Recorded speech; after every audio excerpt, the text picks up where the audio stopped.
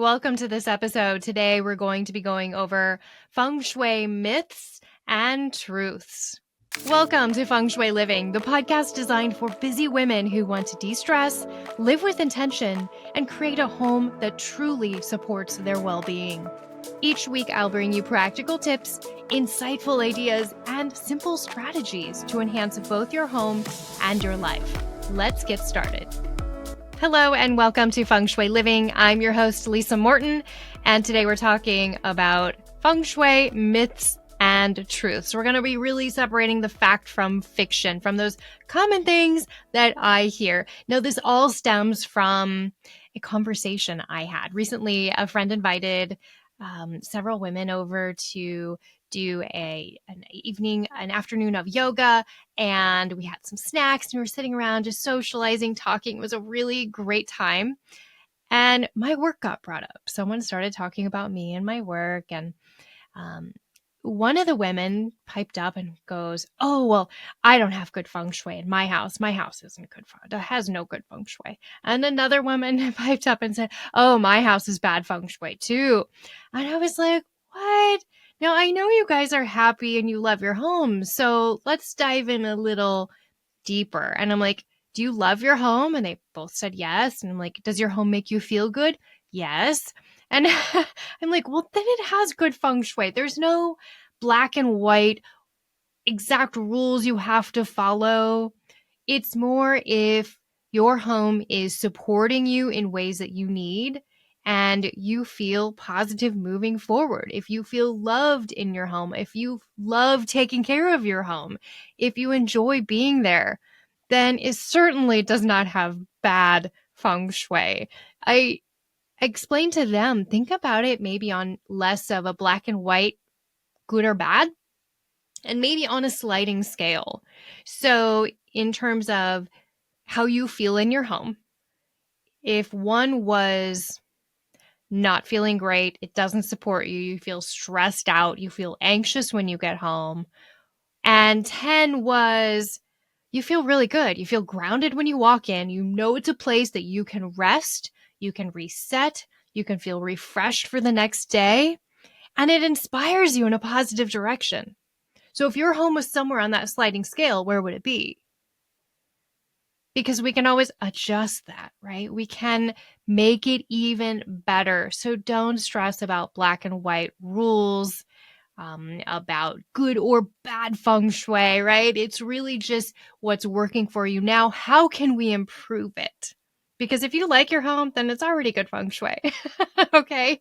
So, let's get into the myths and truths. So these are just things that I've compiled that I've heard over the years, and I thought it would be kind of fun to share. So if you're new to Feng Shui, if you're new to the podcast, thanks for checking us out. I hope you enjoy this episode. If you do, share it with a friend, a family member, a colleague. And if you're a returning listener, thank you so much. I have to pipe in here and say, I was just on Apple Podcasts, checking out the podcast, and just making sure something was uploaded correctly. And the amazing comments. There are some new comments that I hadn't seen before. You guys are so nice. You have no idea how my heart feels when I read those. So if you love the podcast, I love a great review. If there's anything you want to see, let me know. Anyway, for those of you that did submit an amazing review, gosh, I'm so grateful. So, so grateful. Let's get in myths versus truths. So myth number 1, I have 7 here. Myth number 1 is Feng Shui is about furniture placement. Yes, that's part of it, but that's not all of it.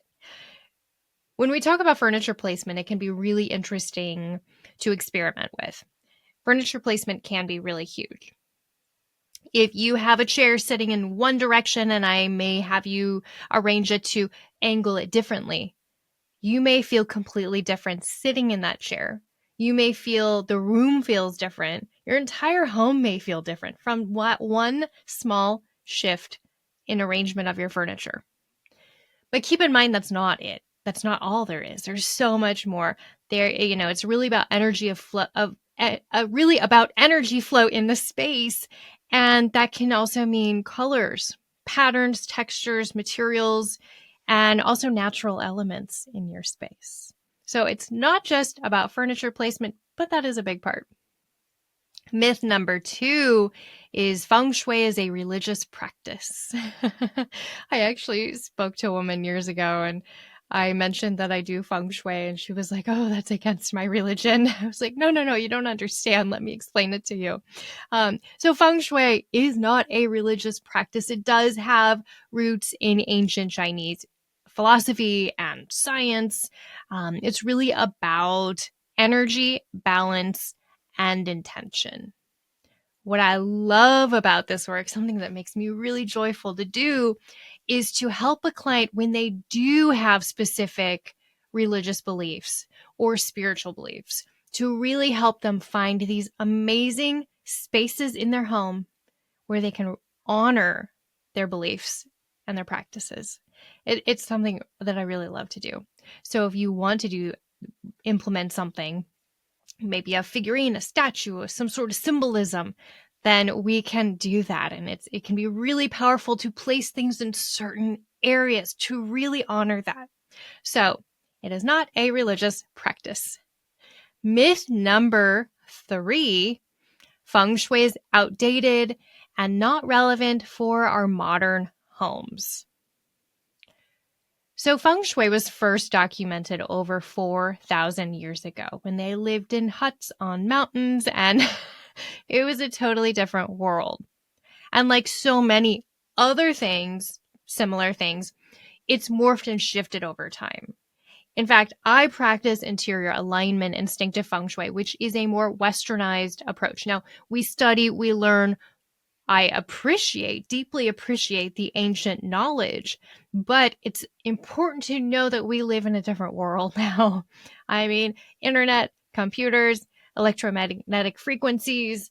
We're also just a melting pot of people with different traditions, practices, different cultures mixed together. I mean, even our homes are shifting. I've recently been working on some homes that are multi-generational homes. That's a newer thing.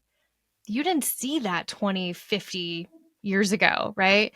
So it's important to know that while it is an ancient practice, there is beautiful ways to approach it looking at our modern homes. And I think it's needed more than ever. It is truly needed more than ever to find balance, to create balance in our spaces, to support our bodies. Life is stressful, life can be hard, and we are so busy. And I'm just like, if there's one little thing I can help you with, like to find peace, to find balance, to find renewal, then it's worth it. It's a transformative practice. So yes, it is still as relevant today as it was thousands of years ago. Hey friends, we are going to take a quick break. I will be back in just a moment. Are you ready to take your passion for helping people to a whole new level? Join my Spring 2025 Feng Shui certification course. This journey kicks off in late March online with the online portion. Then we'll move into the immersive retreat experience held near my home in early May. It's beautiful and it's set in a nature-filled, peaceful, serene retreat space. This course is perfect if you're a coach looking to grow, whether you're a career, life, or health coach, if you're an interior designer, if you're a professional organizer, real estate professional, or just anyone who loves to really, truly help people. You will learn to master the art of Feng Shui and use it to create spaces that support well-being, also inspire success and joy. Don't miss this chance to elevate your skills and make a real impact. Visit elevatedlivingschool.com for more info and to reserve your spot.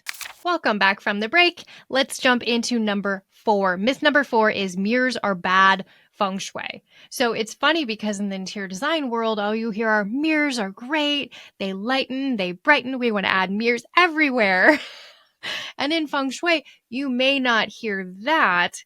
In Feng Shui, we want to be very mindful of where we place mirrors. They're not bad. They can, again, lighten and brighten and lift chi or energy. But it is important to know that they are powerful at amplifying energy. If you listened back to an episode where I have a whole episode dedicated to mirrors, and we talked about Amy's home, my client's home, and how the mirrors were reflecting and amplifying the energy of illness and dietary struggles that she was going through with her children and her family. So they are powerful at amplifying, at redirecting energy. Their placement is very important, though. So when you place a mirror, be mindful of what it's reflecting. In that same episode, I share a story about working with a commercial client, and they were struggling with getting clients in and working with them. And when you first walked in the door, there's this beautiful tall mirror reflecting the wastebasket. So we always want to make sure mirrors aren't reflecting wastebaskets, if I can talk, as well as just anything undesirable, like a ceiling fan or anything that dirty laundry piles, right? Also, we do want to be very mindful of mirrors in the bedroom. So if there is a place I will tell you not to place a mirror, that is in your bedroom where you're sleeping, where you're resting, relaxing. We want to avoid having that reflective quality in our bedrooms. So mirrors are not bad feng shui. We just want to be mindful of how we use them. And let's move on to myth number 5 is that you have to have red everywhere for good feng shui. So traditionally, culturally, red is seen in China as a color of prosperity, abundance, good luck. So if you like red, bring red in. But me personally, I'm not a red person. I love those maroon colors and burgundy colors that are popular right now. I love that, but red, it's just not my thing. So if you're like me, don't stress about having red in your interior. There's so many other ways we can bring the energy of abundance and prosperity and good luck into your space. No stress. If you want to learn more, pop over to my website. I do have a free 15-minute discovery call. So if you're not a red lover like me, no stress. We'll find you some different ways to bring in that energy. And we have 2 left. Number 6 is Feng Shui requires you to invest in high-end items and remodeling construction. It does not have to be expensive. It does not have to be a big investment. It does not have to be a huge overhaul. Sometimes I've gone into work with clients and it is a few simple adjustments to make a big impact. Something I love to do is tell my clients to shop their own home.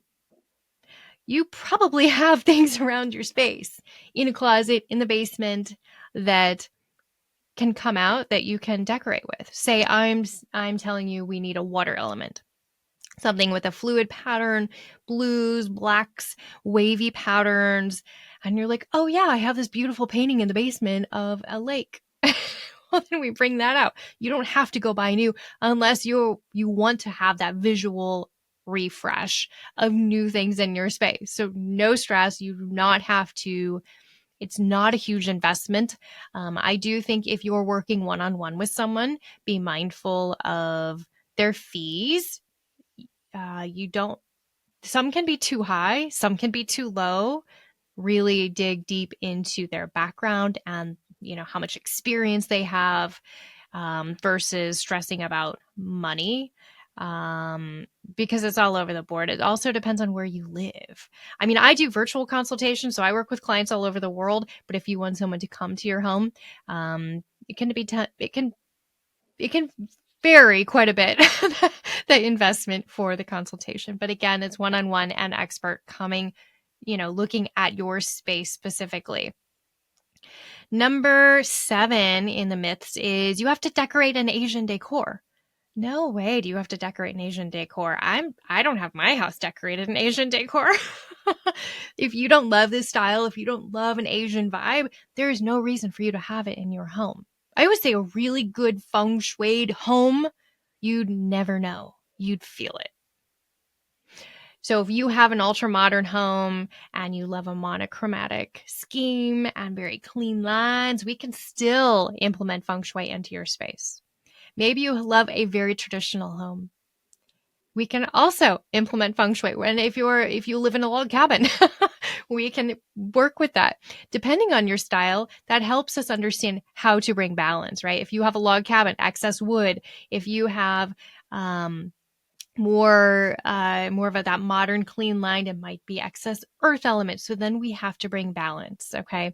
And then here's a little bonus one that I wanted to share that I always get.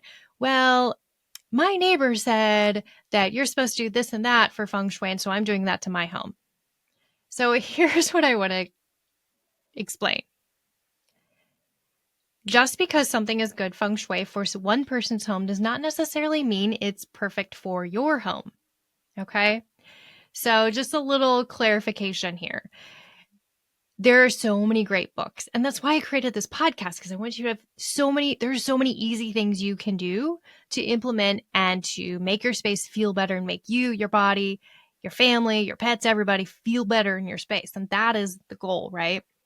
But if you want to go deep, it's important to look at your specific floor plan, your specific plot of land, how you live in your life, how you live in your home, what your goals are, and to really dig deep. Because here's the thing, your friend may live in a mountainous area and have a small lot and live in a ranch. And she is single and has one cat. You may live in the desert in a 2-story home with 3 dogs. You have a spouse, 3 kids, and 2 cats and a guinea pig. You have totally different belief systems. You have totally different goals in your life. You live your life totally different. So it's important to look at your space, the plot of land surrounding it. Is there a creek? Are there trees to the left? Is there a valley behind? Is there a giant oak tree out front, right? It's important to look at all this as well as the layout of the specific space, right? If you have a bathroom in the rear left corner and your friend doesn't, then it's going to affect your home differently. So be mindful that your home is your home. A lot of times people pass around different ideas, and it doesn't always apply. So just be mindful of that. Well, friends, I hope you enjoyed this episode. I did create a Mythbuster cheat sheet for you. If you get my newsletter, the link for the download will be in the newsletter, and I'll also post it in my private Facebook group, Good Sheet Club. It's a free member group. You can pop over and join at any time. Thanks again for those amazing Apple reviews. If you have a minute, pop over and give me a review. I so appreciate it. Share it with a friend. We'll see you next time. Take care. Special thanks to our sponsor, Elevated Living School of Holistic Design and Feng Shui. For more information, head over to the show notes. If you enjoyed this episode, be sure to subscribe, give us a 5-star review, and share this episode with a friend. We'll see you next time.